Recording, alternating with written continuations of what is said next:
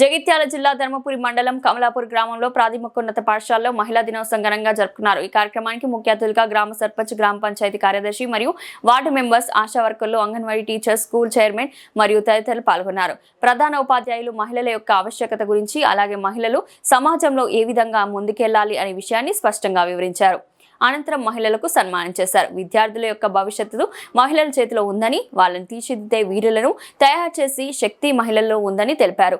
ఈ విధంగా సన్మానం చేయడం మాకు ఎంతో ఆనందకరంగా ఉందని ఉపాధ్యాయులు చెబుతూ ఈ కార్యక్రమాన్ని ముగించారు.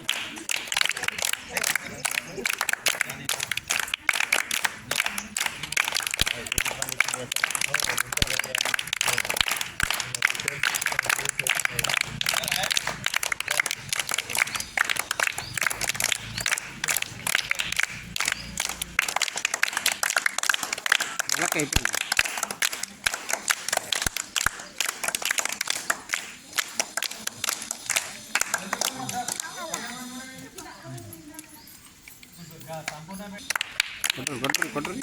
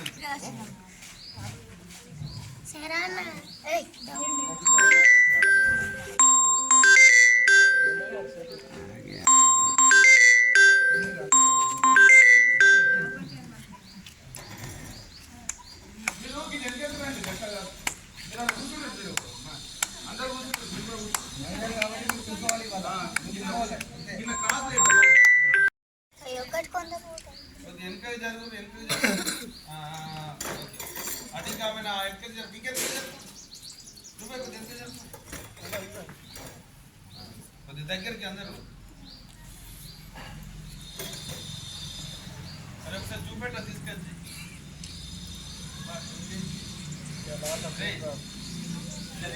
ఫోటో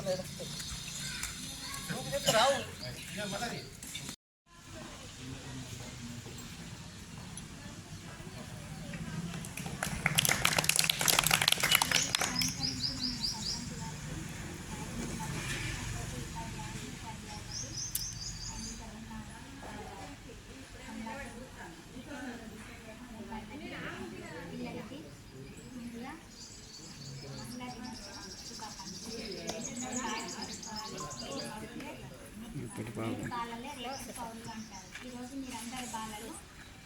మీరందరూ మహిళలుగా చేంజ్ అవుతారు కాబట్టి మీరందరూ బాగా చదువుకొని ఒక్కొక్క రంగంలో ఉండాలని మనస్ఫూర్తిగా కోరుకుంటున్నాను.